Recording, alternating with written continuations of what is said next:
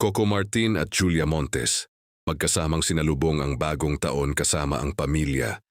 Tahimik ngunit puno ng saya ang naging pagsalubong ng bagong taon ni Coco Martin at Julia Montes matapos nilang piliing ipagdiwang ito. Kasama ang kanika nilang pamilya, sa halip na dumalo sa malalaking party o engrandeng selebrasyon. Mas pinili ng dalawa ang simpleng salu-salo na nakatuon sa pagmamahalan at pagkakabuklod ng pamilya. Yun sa mga malalapit sa aktor at aktres. Mahalaga para kina Coco at Julia ang ganitong uri ng pagdiriwang, lalo na't pareho silang abala sa kani-kanilang proyekto sa telebisyon at pelikula.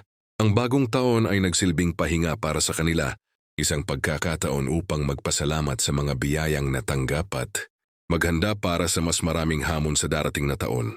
Bagamat kilala sa pagiging pribado pagdating sa personal na buhay, kapansin-pansin pa rin sa social media ang kasiyahang bumalot sa kanilang selebrasyon. Ilang fans ang nakapansin ng mga hiwa-hiwalay na post at kuhang nagpapakita ng masayang New Year vibe na lalong nagpainit sa espekulasyon na magkasama nga nilang sinalubong ang 2026 kasama ang pamilya. Patuloy namang nagbibigay suporta ang kanilang mga tagahanga na masaya na makita silang mas pinipiling unahin ang pamilya at personal na kapayapaan.